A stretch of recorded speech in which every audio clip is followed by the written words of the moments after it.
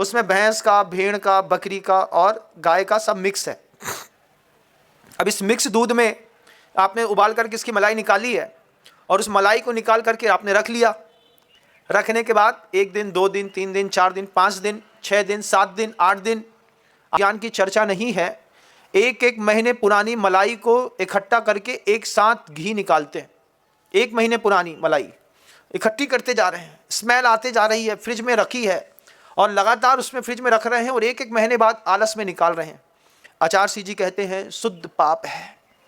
पाप क्या है महाराज? इसमें मलाई से घी तो निकालना है, लेकिन गुरु से मिलने के बाद का जीवन, जब तक गुरु नहीं है तब तक ये सब सही है, लगता है। 3 दिन, 7 दिन, 5 दिन, 8 दिन की मलाई निकाल दी, सरल है, रोज ही करते हैं महाराज। हमारे घर में तो जो ही चला था, जब तक गुरु नहीं है तब तक तो चल सकता है।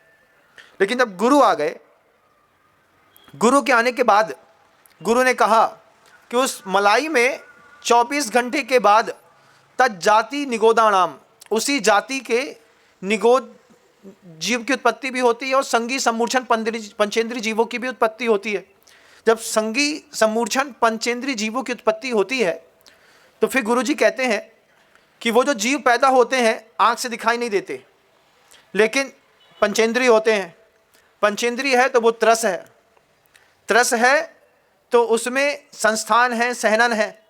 अगर उसमें सहनन है तो बिना हड्डी के सहनन होता नहीं, हड्डी है तो उसमें 7 धातुएं हैं। जब ऐसा कोई जीव राशि उसमें असंख्यात पैदा हो गई हैं, आपकी आंख का विषय नहीं बन रही हैं, आपने उसको निचोड़ करके 8 दिन, 15 दिन, 20 दिन, 1 महीने की मलाई को निचोड़ करके घी बना दिया। अब वो घी भक्ष है कि अभक्ष है महाराज? आपके मन के अंदर क्या लगता है? अभक्ष हो गया ना। क्यों? क्योंकि जितने भी सूक्ष्म संगी पंचेंद्रीय जीवों की उत्पत्ति वहां पर हो रही थी, वे सारे के सारे संगी पंचेंद्रीय जीवों को आपने निचोड़ दिया, निचोड़ करके, उबाल करके, मिक्सी में फेंट करके और ख़त्म कर दिया। तो ऐसा ना करियो। ये कौन समझ आ रहा है? जिसके जीवन में गुरु है उसको ये बात समझ में आ रही है। जिसके जीवन में गुरु नहीं है उस व्यक्ति को कुछ समझ में नहीं आता, उसको सिर्फ पेट भरना है। फिर उसमें नैनू ले लिया, मक्खन ले लिया, अमूल का बटर खाते हैं। अमूल का बटर खाते हैं तो उससे मक्खन में नमक मिला दिया जाता है, उसमें इतने ज़्यादा सम्मूर्छन संगी पंचेंद्रीय जीवों की उत्पत्ति निरंतर होती रहती है, निरंतर। लेकिन महाराज वो जो बाजार में पाव भाजी खाते हैं ना, बिना उसके जमती नहीं है। दाल मखनी में जब तक ऊपर से नैनू ना फेंका जाए, उसमें बटर ना डाला जाए, उसका टेस्ट नहीं आता महाराज जी। तो आप टेस्ट के चक्कर में ज़िंदगी जी रहे हैं, तो गुरु आपके जीवन में नहीं है। ये बातें अगर कोई व्यक्ति जैन नहीं होता, उसको सर्वज्ञ की वाणी सुनी नहीं होती, तो जीवन में कभी पता नहीं चलता कि अहिंसा क्या होती है और हिंसा क्या होती है। लेकिन गुरु के मिलने के बाद जीवन बदलता है।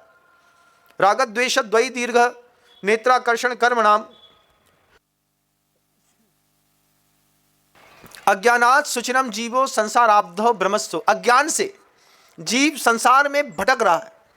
गुरु जी ने जब हम लोगों को इसका सूक्ष्म दर्शन कराया, फिर गुरु जी कहते हैं कि अब तो खैर होता नहीं दही लोगों के घर के अंदर, लेकिन शुद्ध घी जो होता है वो दही वाला जो होता है ना, जिसको भाते हैं, निकालते हैं, नैनू बनाते हैं, फिर गरम करते हैं, उस घी को घी कहते हैं।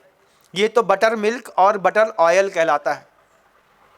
इससे आपको वो जो अंदर छाती में क्या धक धक करने लगा, जिया मोरा डरने लगा, क्या कोलेस्ट्रॉल बढ़ने लगा। सामान्य व्यक्ति का कोलेस्ट्रॉल चेक कराइएगा, 250 निकलेगा, 260, 280, 300 चल रहा है। बॉर्डर लाइन क्रॉस कर गए जनाब। 260 के बाद क्या होने वाला है? किसी भी दिन चलोगे, चलते चलते एकदम से हार्ट बीट बढ़ेगी, धक धुक आवाज़ आएगी, एकदम से पसीना आएगा और शाम को तुम्हारी खीर पूड़ी बढ़ जाएगी। क्यों?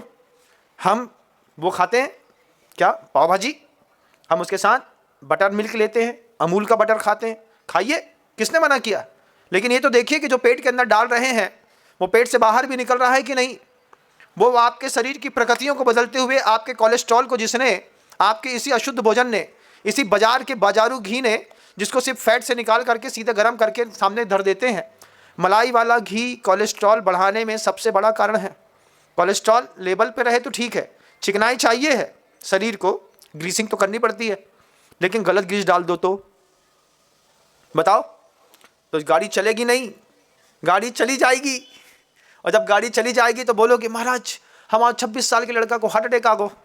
अब हम आपके पूछें कि तुम्हारे 26 साल का लड़का जब तुमसे पिज्जा बर्गर चाउमीन और पास्ता और दुनिया भर का खाने के लिए पैसा मांगता था तो उसको क्या हम पैसा देते थे कि तुम देते थे? तुम खुद देते थे।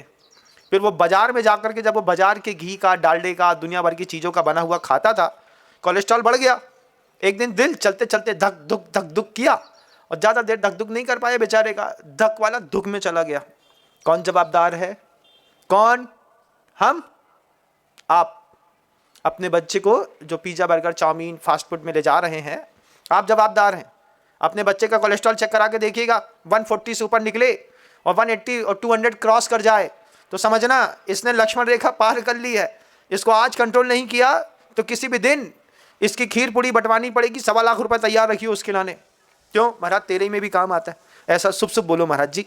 मैं तो शुभ ही बोलता हूँ, अच्छा ही बोलता हूँ। वक्त से पहले चेताना गुरुजी ने कहा था, विनम्र तुम्हारी जवाबदारी है। पूर्व बोध की कीमत है जैन शासन में।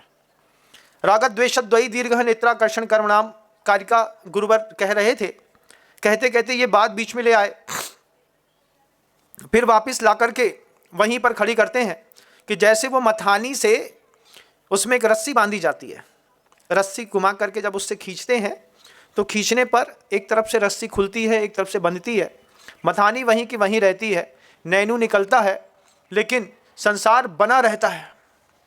राग द्वेष की 2 रस्सी से इंसान खूब मथ रहा है अपने आप को, लेकिन बना हुआ है संसार में, बाहर नहीं निकल पा रहा।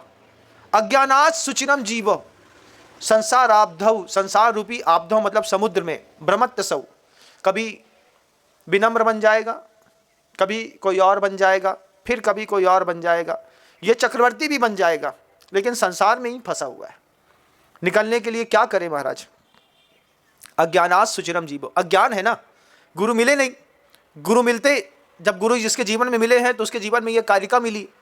अब जिसके जीवन में गुरु ही नहीं है वो ये कारिका क्यों सुनेगा?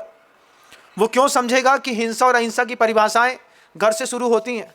आज तो बहुत सुविधा वाला ज़माना है, लेकिन जब मथानी से महिलाएं लगातार मथती थी दही को, मक्खन को, तो फिर क्या होता था? पूरा एक्यूप्रेशर होता था, आगे पीछे होते थे, उंगलियां टाइट रहती थीं। आज जरा जरा सी बात में गोली खानी पड़ती है। तो प्रकृति से दूर जाकर के भी बहुत बड़ा घाटा उठाया है हमने, बहुत बड़ा वाला घाटा। 1-2 चीज़ें होती तो सहज था, लेकिन ऐसी कई चीज़ें हैं जब गुरु जी जितना चिंतन करते उतना उनकी मस्तिष्क में रेखाएं बढ़ती, क्योंकि स्वस्थ और प्रौढ़ पुरुष जब अपने चरम पर होता है ज्ञान के, तो उसको चिंता होती है कि दूसरे लोगों को भी ये चीज़ सही तरीके से बता दी जाए। बेटा ऐसा नहीं करते, घर के दादा बोलते ना, जो मोड़ा रात में 9 बजे भगत है तो 12 बजे आता है। क्यों 12 बजे तक कहाँ घूम रहे थे?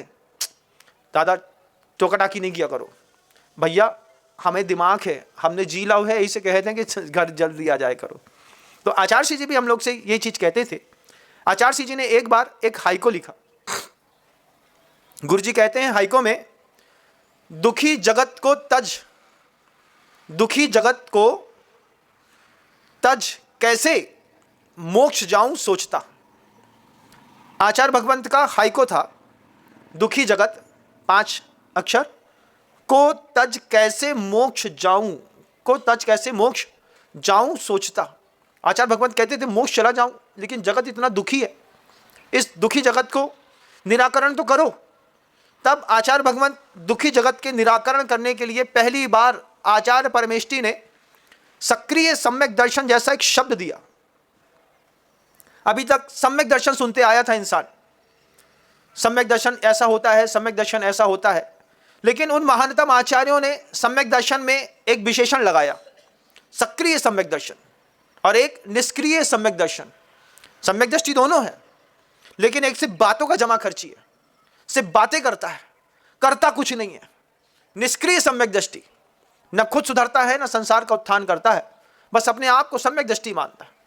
आचार्य जी ने हम लोग की पूरी चेतना बदली, चेतना बदल करके सक्रिय सम्यक दर्शन शब्द दिया जब पहली बार कुंडलपुर जी में, तो हम लोगों ने बड़ा आश्चर्य किया। पूरा दिन फिर गुरुजी बोलते सच्ची सम्यक दर्शन समझते हैं? हम सब ने कहा अब इसकी परिभाषा तो चूंकि आपका सूत्र है तो आपको ही लिखनी पड़ेगी। तब आचार्य भगवंत ने कहा कि सक्रिय सम्यक दर्शन उसको कहते हैं जहां पर अहिंसा का निरतिचार पालन होता हो। उस सक्रिय सम्यक दर्शन को आधार बना करके आचार्य भगवंत ने गौशालाएं स्थापित करी। जिसकी सम्यक दर्शन कह देते हैं सत्वेषु मैत्री गुण सुप्रमोदम क्लिष्टेषु जीवेषु कृपा परत्तम माध्यस्थ भावम विपरीत वृत्तौ सदा ममात्मा विदधातु देव। बोल दिया, बोलना